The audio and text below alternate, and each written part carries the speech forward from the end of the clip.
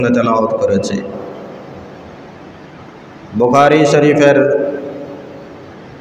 একখানা হাদিস হযরতে আবু হুরায়রা রাদিয়াল্লাহু তাআলা আনহু সূত্রে বর্ণিত হাদিসখানাও আপনাদের সামনে পাঠ করেছি।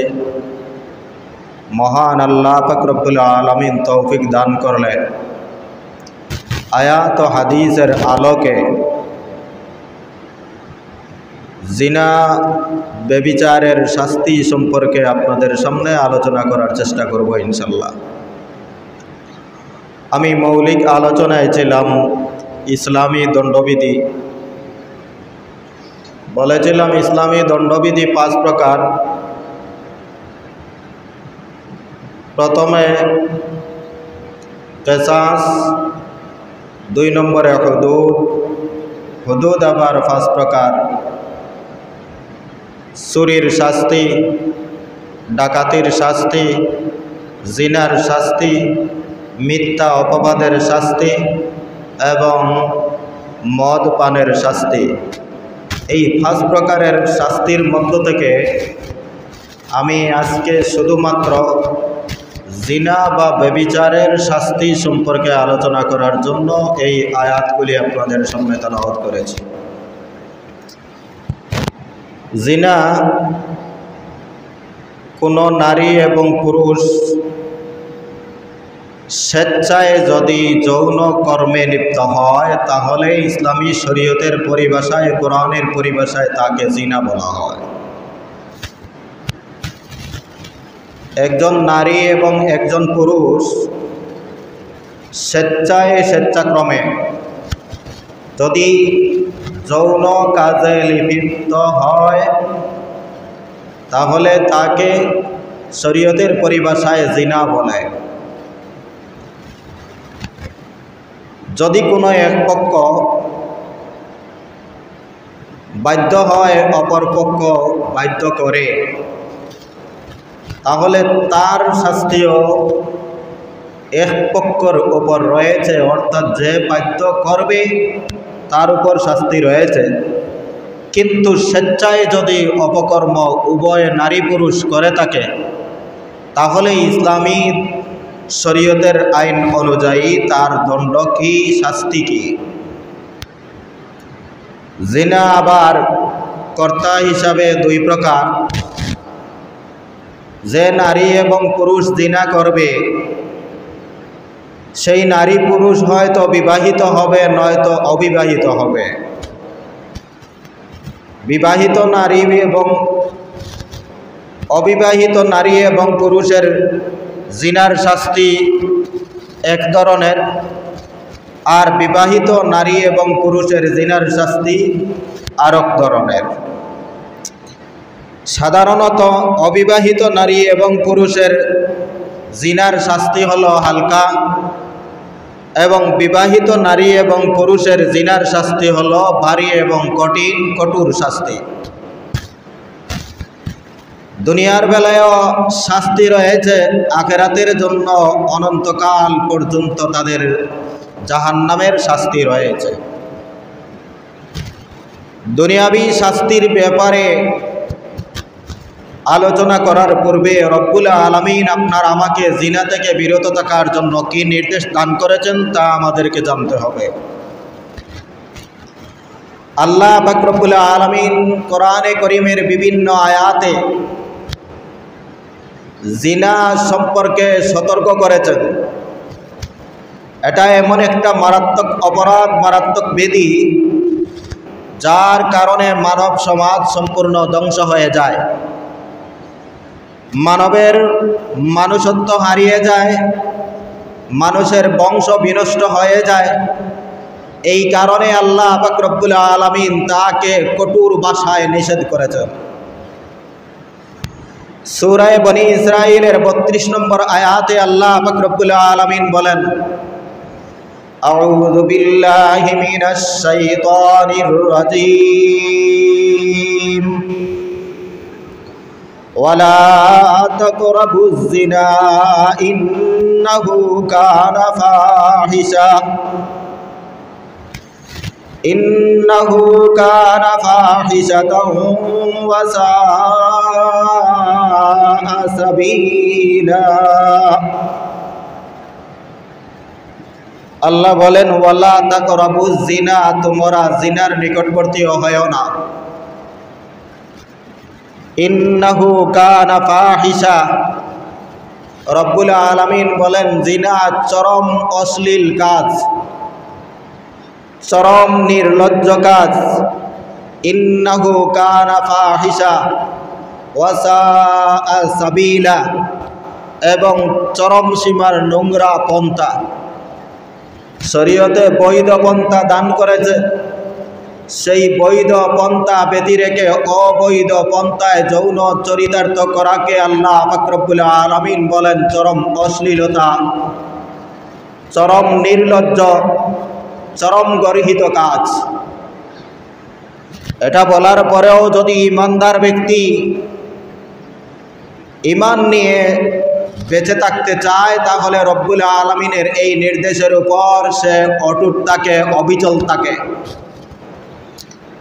এর প্রমাণ দিয়ে রাসূল করিম সাল্লাল্লাহু আলাইহি ওয়াসাল্লাম বলেন, যে ব্যক্তি জিনার কাজে লিপ্ত হয়, সেই ব্যক্তির জিনার কাজে লিপ্ত থাকা অবস্থায় তার ঈমান থাকে না। যেই ব্যক্তি চুরির কাজে লিপ্ত হয়, চুরি করা অবস্থায় তার ঈমান থাকে না। যেই ব্যক্তি মদ পানে লিপ্ত হয়, মদ পান করা অবস্থায় সে তার ঈমান থাকে না। وقال رسول الله صلى الله عليه وسلم لا يزني الزاني حين يزني وهو مؤمن ولا يسرق السارق حين يسرق وهو مؤمن ولا يشرب الشارب حين يشرب وهو مؤمن। নবীজি বলেন তিন ব্যক্তির ঈমান থাকে না। এক নম্বরে যে ব্যক্তি জিনায় লিপ্ত হয় তার ঈমান থাকে না। দুই নম্বরে যে চুরির কাজে লিপ্ত হয় তার ঈমান থাকে না। তিন নম্বরে যে মদ পান করে তার ঈমান থাকে না। এত কঠোর ভাষায় আল্লাহ এবং আল্লাহর রসুল আমাদেরকে নিষেধ করেছেন। এত নিষেধ করার পরেও যে ব্যক্তি দুনিয়ার জগতে এই অপরাধ কাজে লিপ্ত হবে, তাকে আল্লাহ পাক রব্বুল আলামিন দুনিয়ার জগতেও শাস্তি দান করেন, আখিরাতের জগতেও শাস্তি দান করেন। দুনিয়ার জগতে জিনার শাস্তির ব্যাপারে আল্লাহ পাক রব্বুল আলামিন বলেন,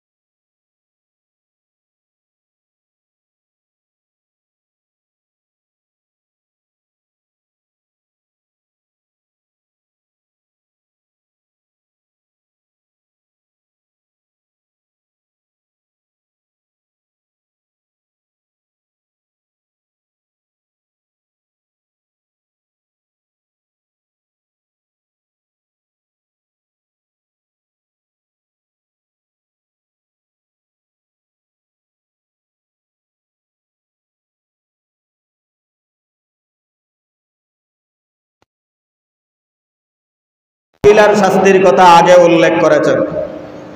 কোনো একজন নারী যদি কোনো পুরুষকে সুযোগ না দেয়, তাহলে সারাটা জীবন একজন পুরুষ তার পিছে পিছে ঘুরতে থাকবে, কিন্তু কোনোদিনও অপকর্ম করার সুযোগ পাবে না।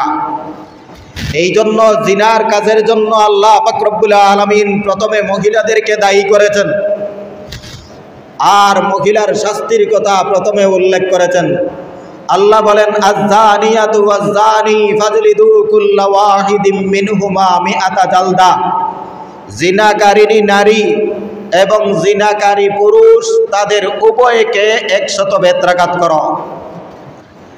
এই আদেশটা হলো ওই সমস্ত নারী এবং পুরুষের জন্য যারা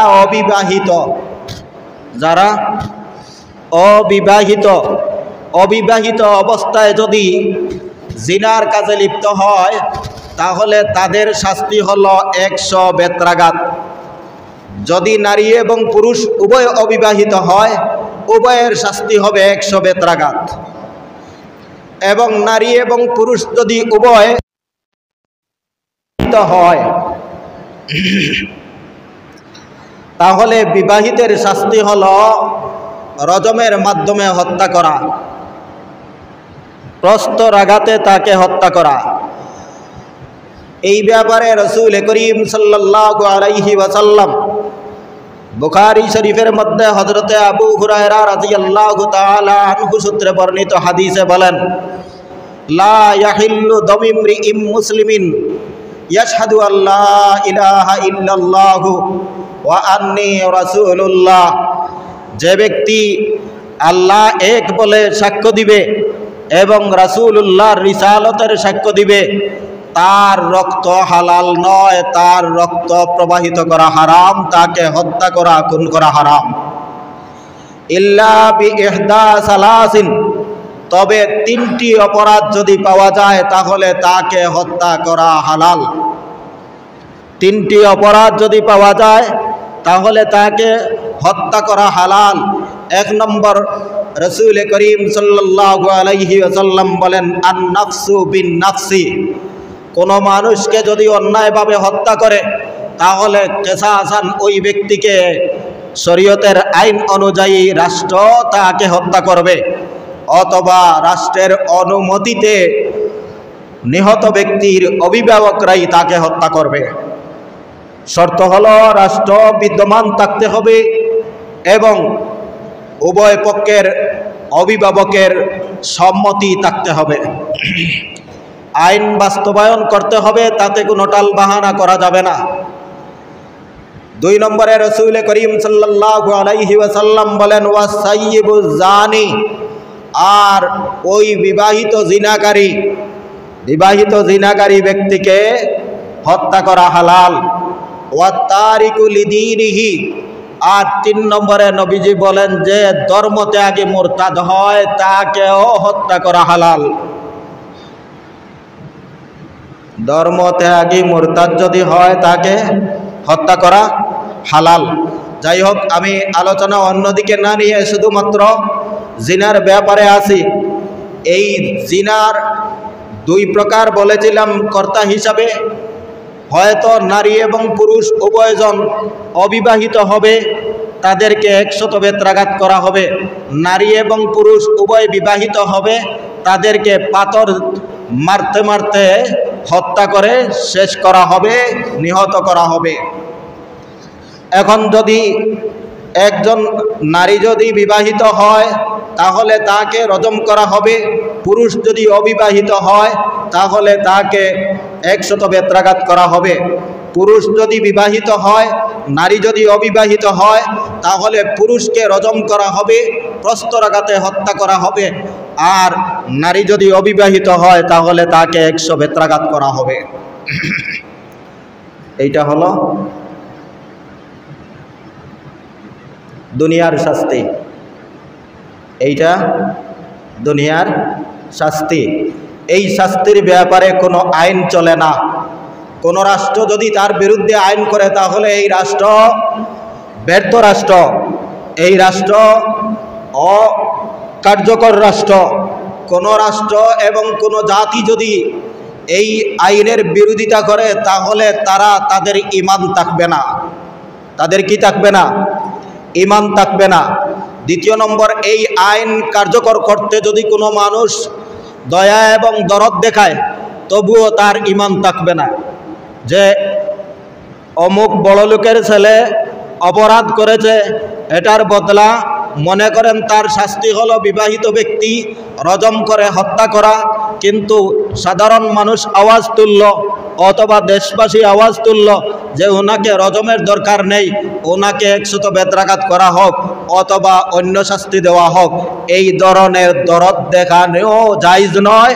বরং ওই ব্যক্তি যদি এই অপরাধীর ক্ষেত্রে অপরাধীর পক্ষে দাঁড়িয়ে কোনো অপরাধ লঘু করার জন্য, শাস্তিকে লঘু করার জন্য প্রস্তাব দেয়, তাহলে তার ঈমান থাকবে না। তার কি থাকবে না? ঈমান থাকবে না। রব্বুল আলামিন বলেন, আয-যানিয়াতু ওয়াজ-যানি ফাজলিদু কুল্লা ওয়াহিদিম মিনহুমা মিআতা জালদা ওয়ালা তা'খুযুকুম বিহিমা রা'ফাতুন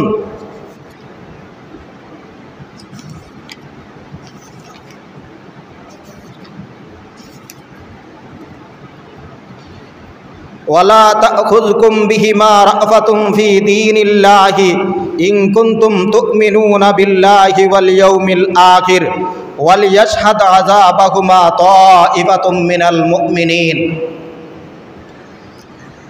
এই হদ ইসলামী দণ্ডবিধি কার্যকর করতে কোনো রাষ্ট্রীয় কর্তৃপক্ষ, সাধারণ জনতা অথবা জিনাকারী ব্যক্তির কোনো পক্ষের লোক তার প্রতি তার শাস্তি লঘু করার দাবিও জানাতে পারবে না এবং শাস্তির উপর কোনো দুঃখ প্রকাশ করতে পারবে না।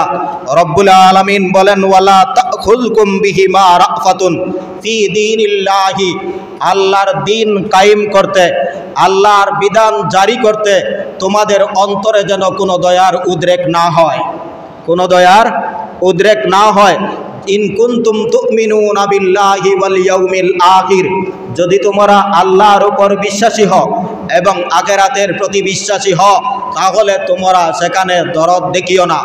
ওয়াল ইয়াশহাদ আযাবাহুমা তা'iফাতুম মিনাল মুসলিমিন, আর তাদেরকে এমন প্রকাশ্যে শাস্তি দিতে হবে যে মুসলমানের বিশাল এক জনগোষ্ঠী তা দেখতে পায়। রব্বুল আলামিন আজ থেকে 1400 বছর পূর্বে এই বিধান ঘোষণা করেছিলেন।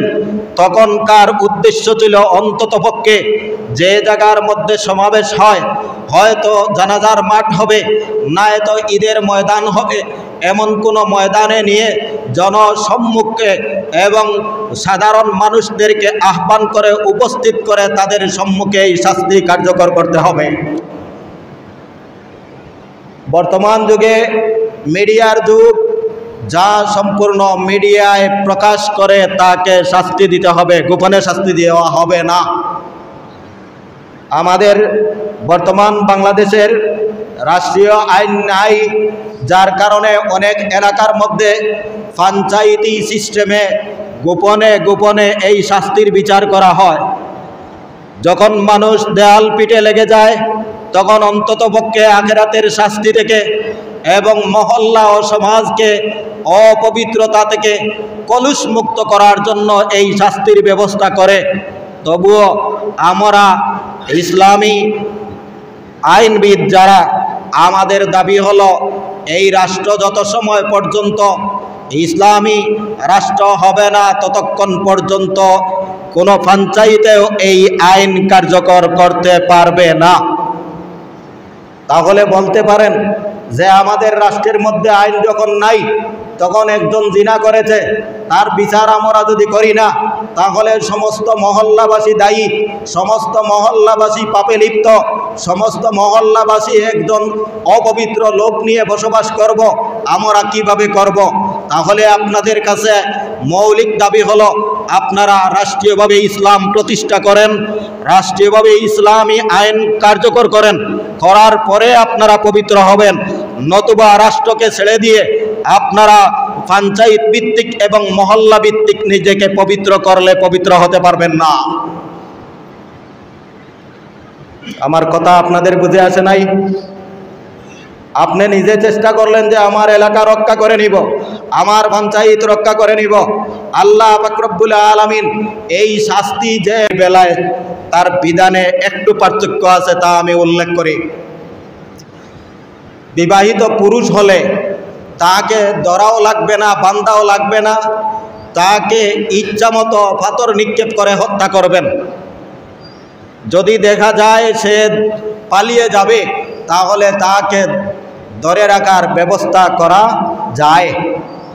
আর যদি কোনো নারী হয় তাহলে তাকে রজম করার বিধান হলো তাকে মাটিতে গর্ত খনন করে বুক পর্যন্ত তাকে মাটির নিচে রাখতে হবে, বুক সম পরিমাণ গর্ত করতে হবে।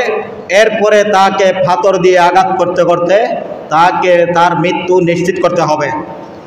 উভয়টার মধ্যে ব্যবধান হওয়ার কারণ একজন নারী এবং পুরুষের উপর যখন মরণ যন্ত্রণা শুরু হয়ে যাবে তখন ওই ব্যক্তি তার শালীনতা, তার সভ্যতা, তার সতর, তার পর্দা রক্ষা করতে পারবে না। পুরুষের পর্দার ব্যাপারে এত সতর্কতা নেই, নারীর ব্যাপারে সতর্কতা অবলম্বন করা হয়েছে তাকে শাস্তি দেওয়ার ক্ষেত্রেও যাতে তার কোনো পর্দা লঙ্ঘন না হয়। নারীকে গর্ত করার মূল কারণ বুঝে আসছে।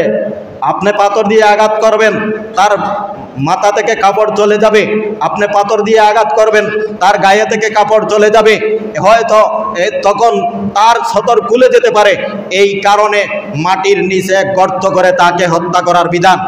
আর পুরুষকে যেভাবে ইচ্ছা সেইভাবে পাথর মেরে হত্যা করার বিধান।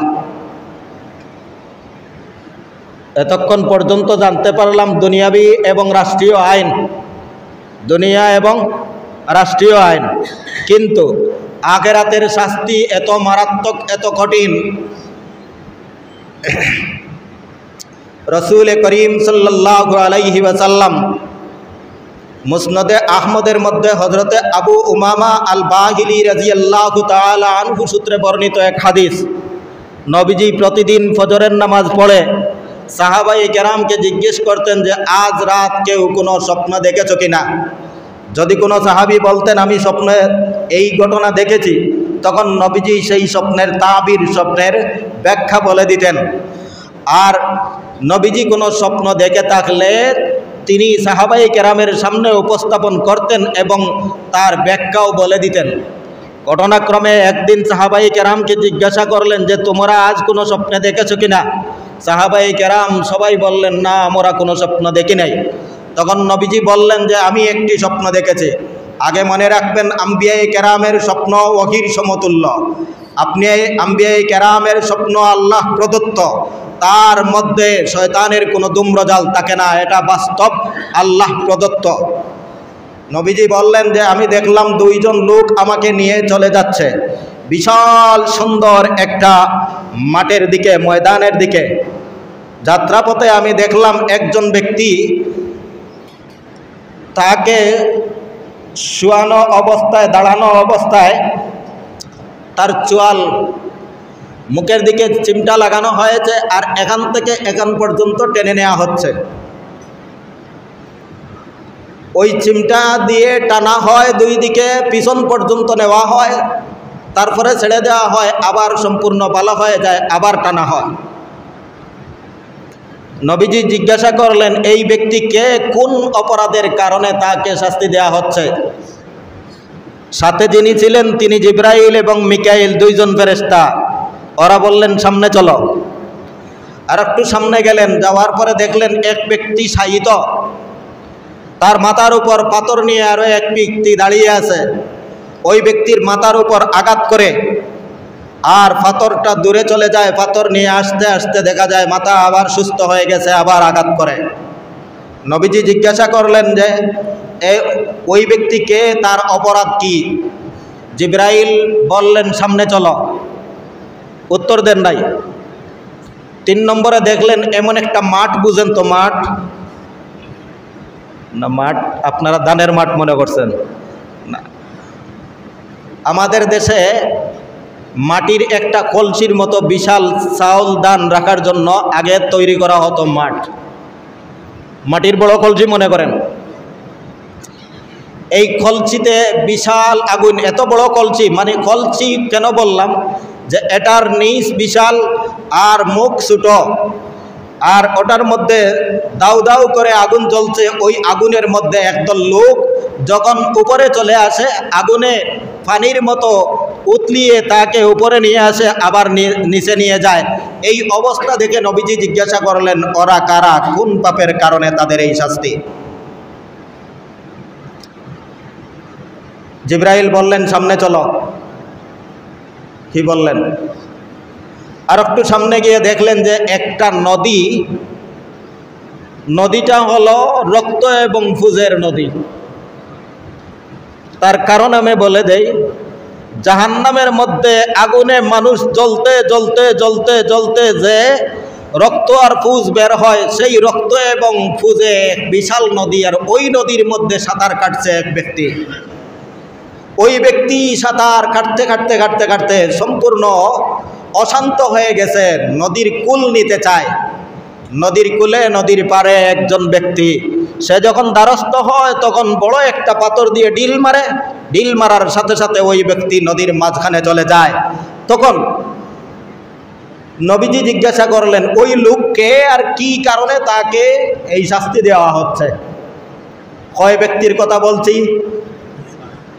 4 ব্যক্তি। একজনের চোয়াল টেনে নেওয়া হচ্ছে পিছন দিকে, আরো একজনের মাথায় পাথর দিয়ে আঘাত করা হচ্ছে, আরো এক দলকে এই মাঠের মতো কুঞ্জের মধ্যে আগুন দিয়ে জ্বালিয়ে দেওয়া হচ্ছে, আর আরো একজনকে নদীতে, রক্তপুজের নদীতে ডিল মেরে নদীর দ্বারস্থ হতে দেওয়া হচ্ছে না।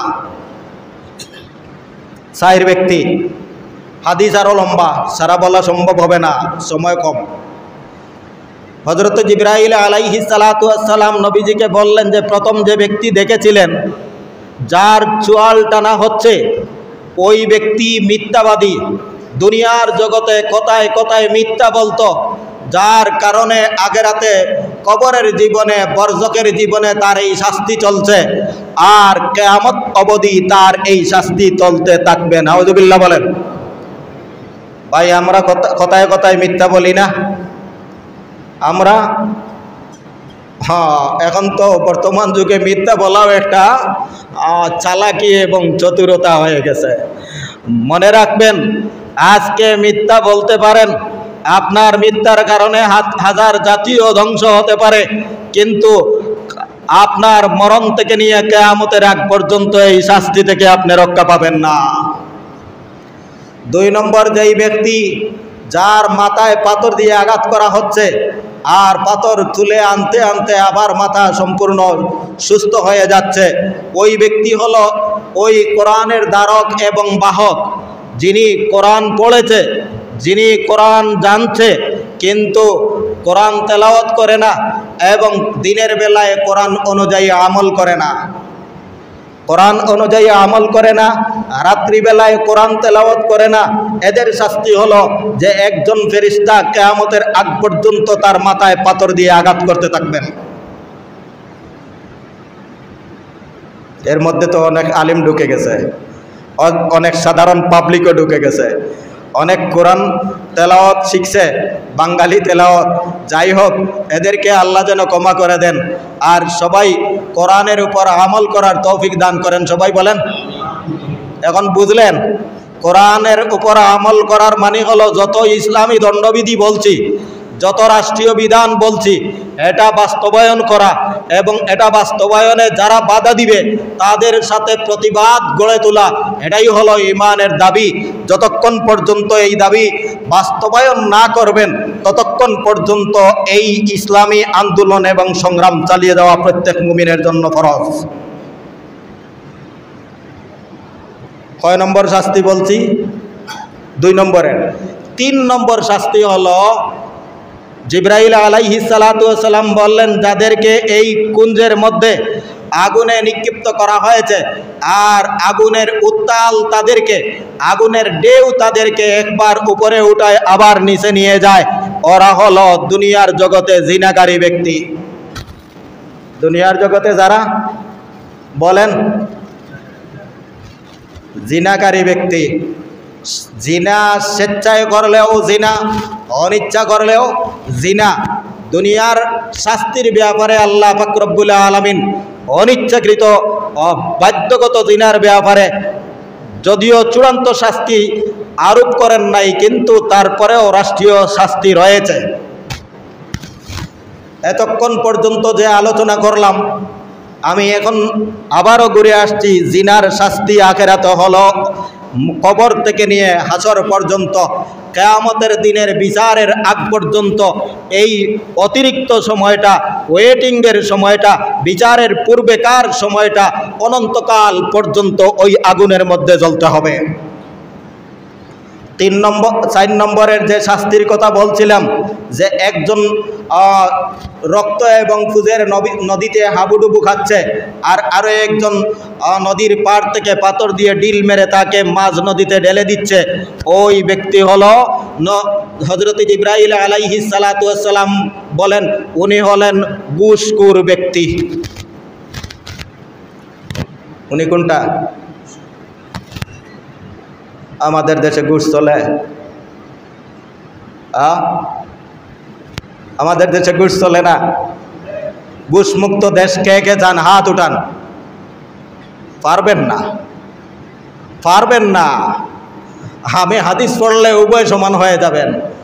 وقال رسول الله صلى الله عليه وسلم الراشي والمرتشي كلاهما في النار لعن رسول الله صلى الله عليه وسلم على الراشي والمرتشي।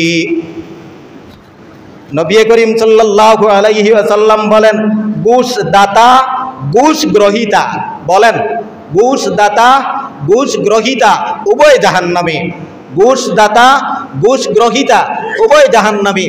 এই দাতা গোষ্ঠীরও স্বার্থ আছে। বলেন না কেন? দাতা গোষ্ঠীর কি স্বার্থ নাই? দাতা গোষ্ঠীর মূল দুর্নীতি। এই দুর্নীতির কারণে আরো একটা দুর্নীতিতে অনুমতি নেওয়ার জন্য তার কাছে আবার দুর্নীতির শিকার, ডাবল দুর্নীতির শিকার হলো ওই ব্যক্তি যে ঘুষ দিয়ে কোনো কাজ আদায় করে। এক দীর্ঘকাল পর্যন্ত বাংলার উলামায়ে কেরাম সরকারি চাকরিকে না বলেছেন, সরকারি মাদ্রাসায় চাকরি করতে না বলেছেন। তার মূল কারণ হলো এমন একটা দাজ্জাল কমিটি সেই মাদ্রাসার নিয়োগ কমিটিতে বসিয়ে দেওয়া হয়েছে যাদেরকে ঘুষ না দিলে চাকরি হয় না। মসজিদে চাকরি নিতে হলে ঘুষ দেওয়া লাগে, মাদ্রাসায় চাকরি নিতে হলে ঘুষ দেওয়া লাগে। এই সমাজ কত বিনষ্ট হয়ে গেছে। এই সমাজের সাধারণ মানুষ কিভাবে রক্ষা পাবে? একমাত্র কারণ হলো আমরা আগে সাধারণ মানুষ, সাধারণ সমাজকে ঘুষমুক্ত ঘোষণা করি। ইনশাল্লাহ রাষ্ট্র, রাষ্ট্রীয় পদবি, রাষ্ট্র কর্মচারী, রাষ্ট্রের চাকর, রাষ্ট্রের আমলা সবাই ঘুষ বন্ধ করতে বাধ্য হবে। আমি দেওয়া বন্ধ করি, কে ঘুষ নিবে? কার কাছ থেকে নিবে? সবাই যদি ঘুষ দেওয়া বন্ধ করি তাহলে ঘুষ নিবে কার কাছ থেকে? ঘুষ আর নেওয়া সম্ভব হবে না। আমি তো নিঃস্বার্থের কারণে ঘুষ দেই, যার কারণে ঘুষ দিলাম আর একটাকে ঘুষ খাওয়ার সুযোগ করে দিলাম। উভয়টার জন্য আমি আমার সংক্ষিপ্ত এবং ছোট্ট দায়িত্বের জন্য আমি দায়ী। যাই হোক,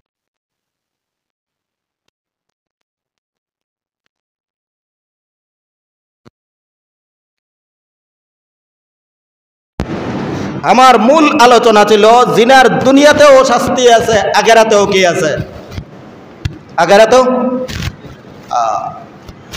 আখিরাতেও শাস্তি আছে, দুনিয়াতেও শাস্তি আছে। এই শাস্তিকে কারা ভয় করেছেন? মাত্র একটা হাদিস, 2টা উদাহরণ দিব। আবু দাউদ শরীফের 4142 অর্থাৎ 4142 নম্বর হাদিস।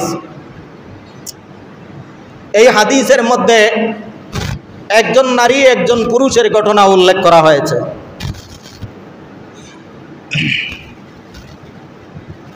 মাইজ ইবনে মালিক, হাদিসে যেহেতু নাম চলে আসছে বলে দেই, উনি হলেন পুরুষ।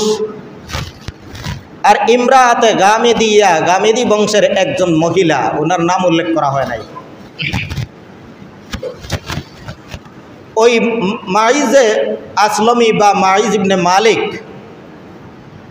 তিনি একজন পুরুষ এবং বিবাহিত পুরুষ। তিনি জিনা করছেন। ওনার আরও ঘটনা লম্বা আছে, সবগুলো বলা যাবে না। জিনা করার পরে যখন জানতে পারছেন যে আখিরাতে জিনার এত কঠিন শাস্তি, তখন নবীজির সামনে উপস্থিত হয়েছেন। উপস্থিত হয়ে বিভিন্ন হাদিসে অনেক অংশ সংযোজিত পরিমার্জিত আছে। উপস্থিত হয়ে নবীজিকে বলেছেন, ইয়া রাসূলুল্লাহ ইন্নী জানাইতু, আমি জিনা করছি, আপনি হদ কায়েম করেন। নবীজি মুখ ফিরিয়ে নিছেন। কথা বুঝে আসছে? ওনার কথা শুনেন নাই। আমাদের দেশে তো সামান্য সুযোগ পেলেই তাকে ঘাড়ে ধরা হয়। নবীজি মুখ ফিরিয়ে নিয়েছেন। নবীজি যেদিকে মুখ ফিরিয়েছেন, মাইজে আসলমি সেদিকে গিয়ে বলেছেন, ইয়া রাসূলুল্লাহ আকিম ফিয়া, আমার মধ্যে শরীয়তের বিধান কার্যকর করুন। নবীজি আবার মুখ ফিরিয়েছেন। সাহাবী আবার সেই দিকে গিয়ে বলছেন, ইয়া রাসূলুল্লাহ ইন্নী জানাইতু। 3 নম্বর বার বলার পরে 4 নম্বর বার নবীজি আবার মুখ ফিরিয়েছেন। 4 নম্বর বার মুখ ফিরার পরে 4র্থ বার যখন বললেন ইন্নী জানাইতু, নবীজি আমি নিশ্চয় জিনা করেছি। নবীজি বললেন, আবিকা জুনুনুন, তুমি কি পাগল? তুমি কি পাগল? সাহাবী বললেন, জি না, আমি পাগল নয়। সাহাবাই কেরামকে বললেন, উনি কি মদ পান করেছে যার কারণে এত মাথালি বক্তব্য দিচ্ছে যে আকিমিল হুদুদা, যা তার উপর যদি কায়েম করা হয় তাহলে পাথর মেরে হত্যা করা হবে, এই জন্য স্বেচ্ছায় নিবেদিত প্রাণ হয়ে আসলো। হয় উনি পাগল হবে, নয়তো উনি কি হবে, উনি মাতাল হতে পারে। তুমি কি মদ পান করেছো? আরো এক সাহাবী উনার মুখ শুকলেন, শুকিয়ে বললেন, ইয়া রাসূলুল্লাহ উনি মদ পান করেন নাই। তারপরে নবীজি বললেন যে তুমি কি সত্যিই জিনা করেছ? তিনি বললেন, ইয়া রাসূলুল্লাহ আমি বাস্তবেই জিনা করেছি, আমার উপর হদ কায়েম করুন। তখন রাসূল করিম সাল্লাল্লাহু আলাইহি ওয়াসাল্লাম কয়বার? 4 বার। স্বীকারোক্তির বেলায় 4 বার 4 মজলিসে স্বীকারোক্তি করতে হয়, নতুবা জিনার ব্যাপারে 4 জন সাক্ষী লাগে। নিজে যখন স্বীকারোক্তি দিয়া দিবে তখন 4 বার 4 মজলিসে স্বীকারোক্তি লাগে। এই হাদিসের ঘটনা থেকে যখন উনাকে রজম করা শুরু হলো, তখন এত বেশি পাথরের আঘাত চতুর্দিক থেকে পড়েছে, উনি সহ্য করতে পারেন নাই। তিনি দৌড় দিয়েছেন, পালিয়ে যাওয়ার চেষ্টা করেছেন। খালিদ ইবনে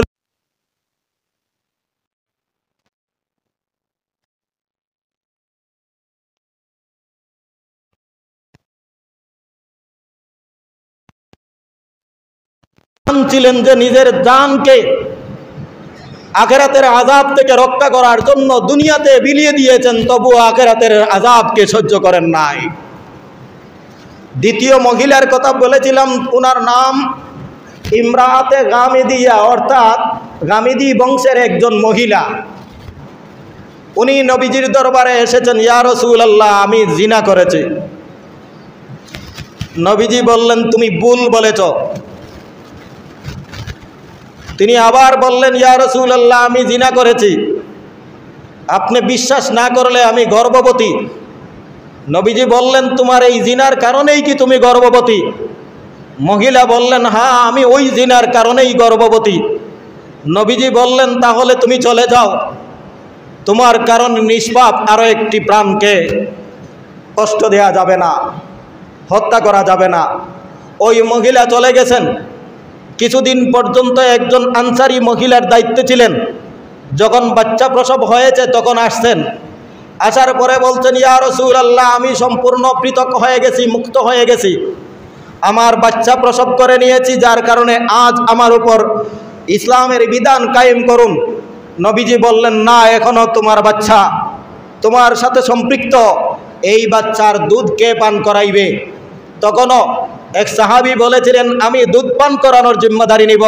নবীজি বললেন, না, ওর মার দুধের যে দায়িত্ব এবং দাবি আছে সেই দাবি পূরণ হবে না, মাই দুধ খাওয়াতে হবে। কথা বুঝে আসছে? একজন মহিলা এতদিন পর্যন্ত বৎসর 1.5 বৎসর পর্যন্ত নিবেদিত প্রাণ যে নিজেকে দুনিয়ার জগৎ থেকে তুলে দিবে, আবার যখন কয়েকদিন পরে আসছেন, তখন আসার পরে বাচ্চা খুলে নবীজি ওই বাচ্চা সুস্থ এবং সবল এবং সে নিজে নিজে কিছু খেতে পারে। নবীজি বললেন, না, যতক্ষণ পর্যন্ত দুধ পানের মেয়াদ 2 বছর আছে ততক্ষণ পর্যন্ত তোমার উপর রজম করা যাবে না।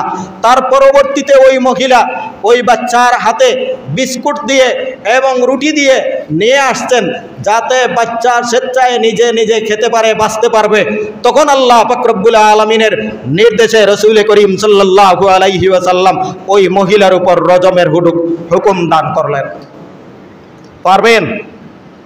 আপনার আমার এমনভাবে নিবেদিত হতে পারবো যে জান দিয়ে দিব, তবু আখিরাতের আযাবকে ভয় করি, তবু আখিরাতের শাস্তিকে আমি বুক করতে চাই না।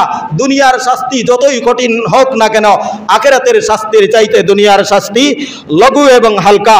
এই কারণে সাহাবায়ে কেরাম প্রাণ দিয়েছিলেন। ওই মহিলার উপর রজম করার সময় এক সাহাবীর গায়ে রক্ত পড়েছিল, আর ওই সাহাবী বলেছিলেন যে একজন গুনাহগারের রক্ত আমার গায়ে লেগেছে। নবীজি বললেন, সাবধান,